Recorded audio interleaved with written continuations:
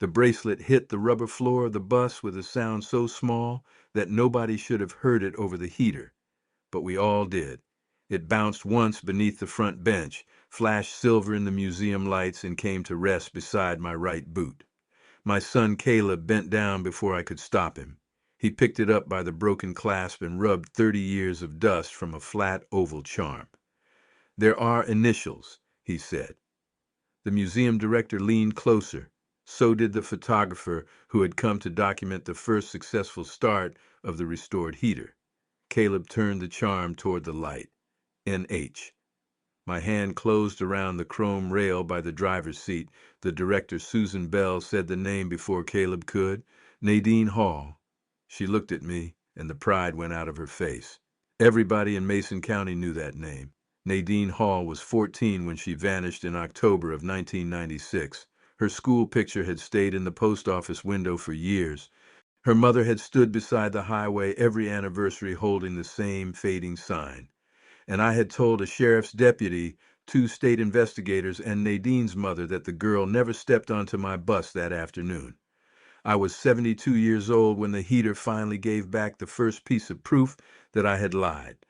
Caleb held the bracelet in his palm and stared at me.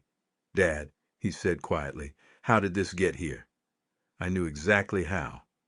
30 years earlier, Nadine had been sitting 3 rows behind me with her knees pulled to her chest, warming her hands over that same heater while I drove her across the state line.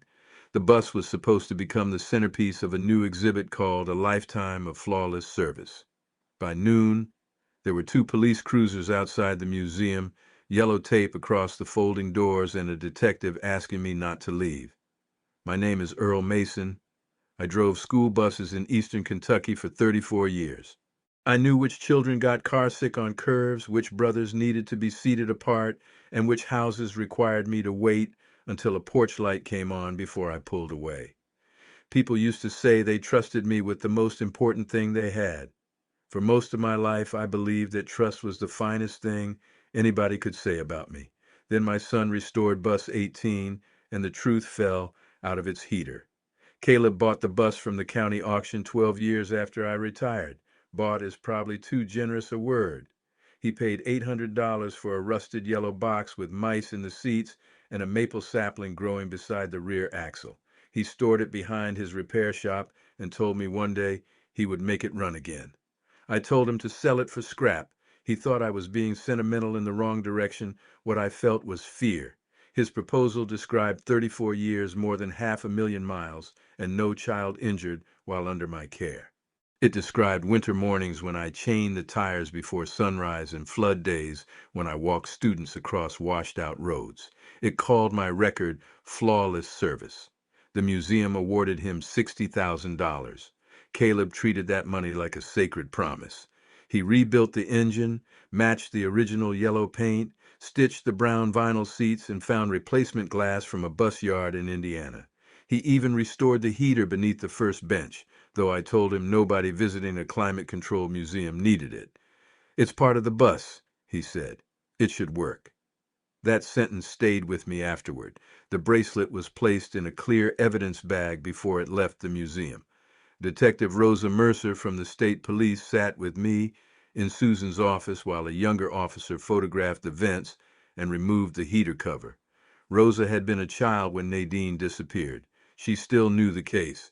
"Mr. Mason, did Nadine Hall ever ride Bus 18? I looked through the office window. Caleb stood on the other side of the exhibit hall with both hands on his hips. The bus behind him looked new enough to begin another route. "Yes," I said. It was the first honest answer I had given about Nadine in 30 years. Rosa did not react. "Was she on the bus on October 18th, 1996? "Yes." "Where did you take her?" I asked her to bring Caleb into the room. She said we could speak separately, but I told her there was something my son needed to hear from me before he heard it from an investigator. When Caleb entered, his eyes went first to the evidence bag on the desk. I told them about the last Friday Nadine Hall rode my bus. The morning had been cold enough to silver the grass, but the afternoon turned warm. Football banners hung along the school fence. The other children were loud because it was homecoming weekend. Nadine sat alone near the back wearing a denim jacket even though the bus was stuffy. She normally got off at Cedar Hollow Road with two younger boys. That afternoon, when I reached her stop, I saw her walk down the aisle and step through the folding doors. I watched her cross in front of the bus, then I checked my mirror, released the brake, and continued the route. That was what every student remembered. What nobody saw was Nadine circle behind the bus while I waited for a tractor at the next intersection. Nearly 40 minutes later, after the final elementary student had run into his grandmother's yard, I heard a noise behind me. I thought a seat had come loose. Nadine rose from the floor behind the rear bench. "Please don't take me home," she said. I pulled onto the shoulder so hard that her shoulder struck a seat frame. She flinched and grabbed her arm. Her sleeve slid upward. There were dark marks around her wrist, not one bruise from falling off a bicycle. 4 separate marks shaped like fingers. I asked who had done it. She said, "Rick." Rick Pike was her stepfather. He maintained vehicles for the county sheriff's department, volunteered with search and rescue, and drank coffee most mornings with the men who would have answered if I had called the local office. He was not a deputy, but in a county that small, the difference did not feel as large as it should have. Nadine said she had told a school secretary that Rick hurt her. By the time she got home, he already knew what she had said. She believed the secretary had called someone at the sheriff's office and someone there had warned him. I never confirmed that. It was the story of a frightened 14-year-old, and I accepted every word because of the bruises I could see. She asked me to take her to her Aunt Evelyn in Huntington, West Virginia. She had an address written on the inside cover of a paperback. She said her aunt had offered to help once before, but Rick had stopped Nadine's mother from letting her go. I had a radio. I could have called the transportation office. I could have driven to the state police post 20 minutes away. I could have taken her to the emergency room where a nurse would have documented the bruises and contacted child protection. Instead, I looked at that girl shaking in my mirror and decided every official door led back to Rick Pike. You may hear that and think I was brave enough to believe a child when the system had failed her. For many years, that is how I explained it to myself. But bravery would have required me to protect Nadine without erasing her. I turned bus 18 east. The route to Huntington and back added 127 miles to the odometer. I remember the number because drivers had to record mileage at the end of every shift. I remember staring at the form in the dark depot, knowing there was no innocent way to explain it. During the drive, Nadine sat near the front heater. She had a canvas backpack with 2 shirts, a toothbrush, and $36. The silver bracelet kept catching on her jacket cuff. Her mother had given it to her for her 13th birthday. Nadine told me the initials made it feel official, like proof she belonged to herself. I bought her a sandwich at a gas station across the state line. She would not get off the bus, so I carried it back to her. When she finally ate, she did it in tiny bites and watched every car that pulled in. We reached Evelyn Hall's duplex a little after 8. Evelyn opened the door in a robe, took one look at Nadine's arm, and pulled her inside. She was angry with me for bringing a county school bus across state lines, but she was angrier at what had happened to her niece. Evelyn said she would call a legal aid office and child protective services in West Virginia the next morning. She promised she would not call Rick or the Mason County Sheriff. I should have stayed until that call was made. I should have given Evelyn my name and number. I should have told my supervisor as soon as I returned. Instead, I asked whether Nadine was safe. Evelyn said yes. I accepted the answer because it allowed me to go home. Nadine hugged me before I left. She must have lost the bracelet when the clasp broke near the heater. I did not see it happen. At the depot, I wrote the correct ending mileage in the route log, then wrote district maintenance test in the remarks column. I did not change the odometer. I did not know how. I parked the bus at 11:14 p.m. and told my wife, June, that a radiator hose had failed. By Saturday morning, Nadine's mother had reported her missing. Rick Pike joined the first search party. Deputy Owen Clay questioned me that afternoon because several students said Nadine had ridden my route. I told him she got off at her usual stop. That part was true. He asked whether she could have climbed back aboard later. I said no. He asked whether I had seen bruises or heard her speak about trouble at home. I said no. Each answer made the next one easier. 3 days later, Nadine's mother, Donna, came to my house. She looked as though she had not slept since Friday. She stood on our porch holding a school photograph and asked whether Nadine had said anything unusual on the bus. I could see June listening from the kitchen. I told Donna her daughter had seemed quiet but otherwise normal. Then Donna asked the question that followed me longer than any detective's question ever did. "Do you think she was afraid when she got off?" I said. I did not know. Donna thanked me. 5 weeks later, a postcard arrived without a return address. The picture showed the Nashville skyline. On the back, in Nadine's handwriting, were 12 words: "I'm alive. Aunt Ev helped me. Please don't tell them. Thank you." She signed it with an N. I sat in bus 18 at the depot and read that card until the winter light disappeared. It proved Nadine had survived the night I drove her away. It also proved I had lied during an active missing person investigation. I thought about giving it to the state police. Then I imagined Rick learning where the card came from, finding Evelyn, and forcing Nadine back. I imagined losing my job, my pension, and the trust of every family on my route. I lit the postcard with a match and dropped it into an empty coffee can. That was not one decision. It was three decisions pretending to be one. I chose Nadine's secrecy. I chose my own reputation. And I chose, without asking her, that Donna Hall could survive not knowing whether her daughter was alive. The card burned in less than a minute. Nadine's disappearance became part of the county. Volunteers searched creek beds and abandoned mines. Her face appeared on milk cartons and later on websites. Every October, Donna organized a candlelight walk from the high school to Cedar Hollow Road. I attended the first two. At the second one, Donna squeezed my hand and thanked me for remembering her daughter. I stopped going after that, but I told myself it was because June found the gatherings too painful. Rick Pike died in 2008 after a stroke. By then, I had spent 12 years waiting for Nadine to contact her mother. I assumed she would do it when she became an adult or when Rick could no longer hurt her. When no word came, I began to wonder whether the postcard had really been written in Nashville, whether Evelyn had mailed it for her, whether something had happened afterward. I had destroyed the only proof I possessed. June knew none of it. She died believing my worst secret was that I sometimes smoked behind the bus garage. Caleb grew up hearing people call his father dependable. At my retirement dinner, the superintendent said I had never left a child behind.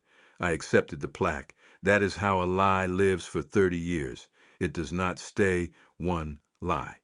It rents rooms in every good thing people say about you. In Susan Bell's office, Detective Mercer let the silence sit after I finished. Caleb's face had gone pale. "You drove her to West Virginia?" he said. "Yes." "And you knew she was alive?" "For at least those 5 weeks, yes." He stood up so fast the chair struck the wall. "Her mother searched for her for 30 years. I told him I knew. "No, Dad, you watched her search." There was no answer to that. Then Rosa asked to see the original route log from October 1996. Caleb stopped pacing. It was only a pause, maybe 2 seconds, but I recognized it. I had lived inside pauses like that most of my adult life. "The museum has the records we found with the bus," he said. "All of them?" Rosa asked. Caleb looked at me. I understood before he confessed. 6 months earlier, while cleaning a metal compartment behind the driver's seat, Caleb had found a stack of route sheets sealed in a plastic maintenance pouch. The mileage for October 18th showed the extra 127 miles and my false note about a maintenance test. He had asked me about it. I remembered the conversation. We were behind his shop. He held the yellowed sheet and joked that I must have taken bus 18 joyriding. I said dispatch sometimes sent us to pick up parts and told him not to worry about old paperwork. Caleb knew the district's fuel and maintenance records did not support my explanation. More important, he knew the date.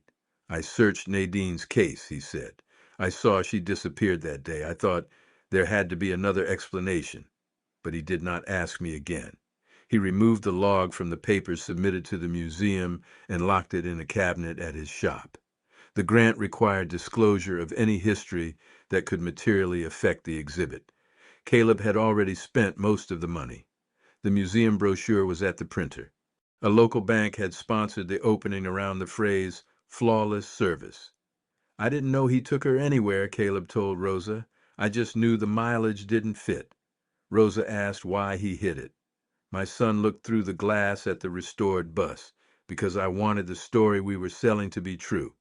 For a moment I felt the ugly relief of not being the only liar in the room. Then I saw what my silence had taught him. When evidence threatens a good name, put the evidence in a drawer. Caleb drove Rosa to his shop and returned with the log in a plastic sleeve. I signed a statement surrendering the bracelet, the mileage record, and every detail I could remember about Evelyn's duplex. I drew a rough map of the street. I gave them the words from the burned postcard exactly as I remembered them. That evening, state police announced that new evidence had been recovered in Nadine Hall's disappearance. They did not name me, but Mason County needed less than a day to understand whose bus had been sealed inside the museum.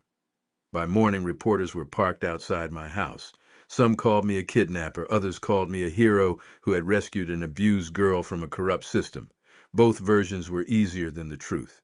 The museum suspended the opening, the grant board demanded an audit, Caleb's repair shop lost 2 jobs in 1 week. He did not speak to me except through Rosa.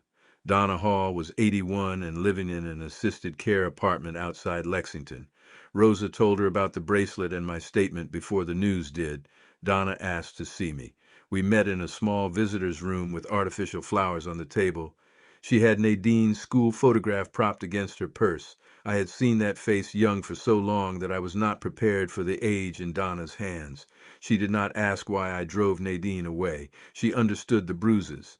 She knew Rick's temper better than anyone. She asked why I burned the postcard. I told her I was afraid the message would expose where Nadine had gone. You could have shown it to me, she said. You could have covered the postmark. You could have stood in front of me and said, your child was alive 5 weeks ago. I said Nadine had asked me not to tell. Donna's eyes sharpened. She was 14. You were the adult. Then she told me what not knowing had done. She had mortgaged her house to pay private investigators. She had identified the bodies of 2 girls who were not Nadine. She had divorced Rick after 6 months of his accusations that she had helped Nadine run. For years, she woke whenever headlights crossed her bedroom wall because she believed a police officer might be coming to tell her a body had been found. I would have let her go, Donna said. If I knew she was safe, I would have let her go. I had spent 30 years imagining that telling Donna would have placed Nadine in danger.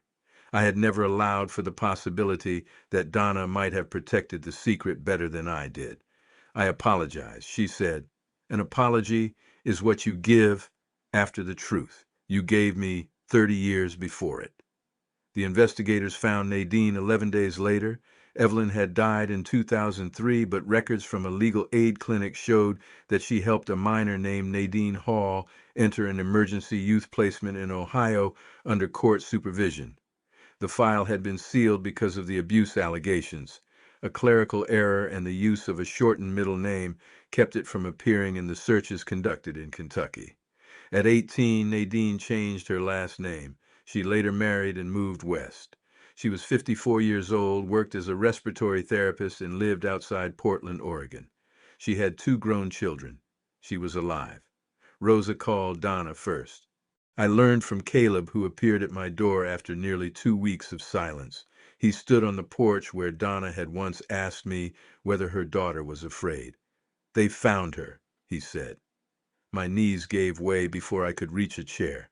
I cried for the 14-year-old girl who had trusted me, for the woman she had become without any of us knowing, and for the mother who had been given back a daughter at 81. I also cried from relief, and I hated myself a little for how much of that relief belonged to me. Nadine agreed to speak with investigators. She confirmed the drive, the bruises, and the postcard. She said Evelyn had contacted authorities, but because Nadine feared anyone connected to Mason County, she refused to participate in a process that might notify her mother or send her home. By the time she turned 18, shame and fear had hardened into distance. She believed her mother had chosen Rick over her. Donna believed Nadine was dead. One truthful sentence could not have repaired everything, but it could have changed the shape of their lives. Nadine did not want her location published. She did not want a documentary, a book, or a ceremony, but she agreed to a private video call with Donna. Nobody told me what they said, and I did not ask. 3 days later, I received a call from a blocked number. The voice was older, but I recognized the careful way she placed each word. "Mr. Mason," Nadine said. I could barely answer.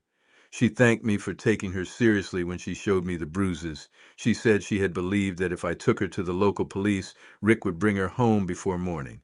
Evelyn and the youth placement had saved her. Then she said, "I need you to understand that driving me away and lying for 30 years were not the same act." I told her I understood. "Do you?" she asked. "Because people are calling you a hero?" I said I did not feel like one. "That isn't the point," she said. "You did help me, but you let my mother think I was in a ditch somewhere. Don't turn what happened to both of us into a story that cleans you up. If you want a simple verdict, I cannot give you one. Nadine was safer because I broke the rules that night, and her mother suffered because I kept breaking them long after the danger had passed. I asked Nadine whether she wanted the bracelet. She was quiet for a long time. "Let Mom see it first," she said. She bought it.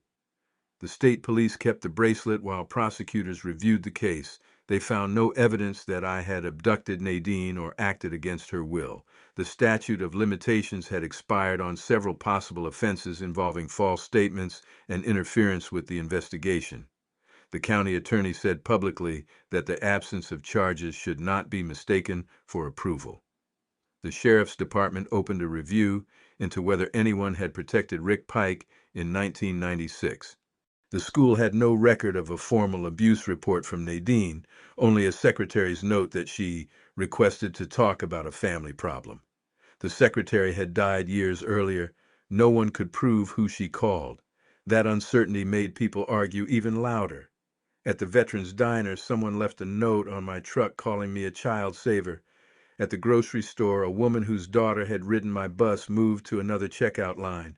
Online, strangers built versions of me that I did not recognize. Caleb faced the grant board alone at first. He admitted removing the mileage log and offered to repay the grant from his business. The museum could have canceled the exhibit and sold the bus. Susan argued that hiding bus 18 would repeat the same mistake that created the scandal. She invited Caleb and me to attend the board's final meeting. The restored bus sat beyond the conference room glass, still behind temporary barriers. The old exhibit design leaned against a wall. My retirement photograph was mounted above the words, "A lifetime of flawless service." Susan placed the bracelet photograph, the route log, and a transcript of my statement on the table. "This vehicle now has more historical value than it did before," she said. "It also has a more difficult history." One board member asked whether displaying it would reward me. Another said removing it would hide Nadine's story. The grant representative said Caleb's non-disclosure was serious, but the money had been used exactly as proposed to preserve the vehicle. Caleb spoke before I did. He said he had restored the bus because he wanted a monument to his father. When the mileage log threatened that monument, he chose the monument. "I told myself I needed proof before I accused him," he said. "But I already had proof that something was wrong. I hid it because the grant, my shop, and my father's name all benefited from me not asking." Then it was my turn. I did not ask the board to keep the bus. I asked them to remove the phrase "flawless service" whether the exhibit survived or not. I told them no public story about me should omit Donna's 30 years or the postcard I destroyed. The board voted to keep the bus, require Caleb to complete an ethics review with the grant office, and redesign the exhibit with input from Nadine and Donna. Caleb was not ordered to repay the full grant, but his shop absorbed the cost of the new display cases and signage. He said that was fair. It took 4 months to reopen the exhibit. During that time, Donna and Nadine began speaking by phone. Their first conversations were short. Some ended in anger. Some ended because neither knew what to say. Nadine did not move back to Kentucky, and Donna did not pretend the missing years could be restored like an old bus. But at Christmas, Nadine sent her mother a photograph of 2 grandchildren Donna had never known she had. Rosa returned the bracelet after the case review closed. Donna held it in her apartment, ran one finger over the initials, and cried. Then she asked that it be displayed in the museum. Nadine agreed on one condition. The label could not describe me as the man who rescued her. The new exhibit was called The Last Passenger. Visitors entered through the folding doors and saw the driver's seat, the brown benches, and the heater with its cover removed. The route log was displayed beneath glass, open to October 18th, with the extra 127 miles circled in red. Beside it rested Nadine's bracelet. The text explained that a 14-year-old passenger asked a trusted adult for help. The adult believed her and drove her to safety. It also explained that he lied to investigators, destroyed proof she was alive, and allowed her mother to search for decades. Caleb insisted that his own decision appear on the final panel. It stated that the restorer discovered the mileage discrepancy before the exhibit opened and concealed the record to protect a grant and a family reputation. There was no photograph of Nadine as an adult. That was her choice. Her school portrait appeared only once beside a statement she approved. Being helped does not mean losing the right to name the harm that followed. The smallest display case stood beside the bracelet. It contained no object at all. Only a white card described the postcard mailed 5 weeks after Nadine disappeared, and the 12 words written on it. Beneath that was an empty rectangle the size of the card I burned. I attended the reopening before the museum opened to the public. Donna came with Rosa. Caleb stood near the rear of the bus, answering no reporters and taking no credit for the restoration. Nadine watched by private video. Her face appeared on a small tablet Susan held, visible only to the people she had agreed to meet. I told Nadine the bus looked almost exactly as it had in 1996, she said. It smells better. We laughed, and for 1 second I heard the girl near the heater eating a sandwich in careful little bites. Donna placed her palm against the glass above the bracelet. Nadine watched her do it through the screen. I stood before the empty space where the postcard should have been. For 30 years I had treated ashes as protection. The empty case told the truth more clearly than the card ever could. It showed the evidence I destroyed, the comfort I denied, and the part of the story no restoration could bring back. My retirement plaque is in a drawer at home now. Caleb offered to throw it away, but I kept it because hiding praise would not correct hiding the truth. Sometimes he and I speak to school transportation classes at the museum. We talk about mandatory reporting, documenting what a child says, and the danger of confusing personal distrust of a system with permission to act alone. I tell drivers that rules can fail children. I also tell them one adult's secret plan is not a substitute for accountable protection. After those talks, people still ask whether I would make the same drive again. I would get Nadine off that road. I would believe her bruises. I would make sure Rick Pike could not reach her, but I would call the state police post. I would take her to a hospital outside the county. I would stay until Child Protection documented her injuries. And when that postcard arrived, I would not decide that a frightened child's request required a mother's lifelong punishment. Bus 18 remains in the museum. Every morning, a staff member turns on the heater for a few minutes to keep the restored system working. Warm air moves through the vent where a silver bracelet waited 3 decades to be found. The bus no longer honors flawless service. It honors the last passenger, the mother who kept looking, the son who learned what protecting a reputation can cost, and the truth that finally came loose when the heat was turned on.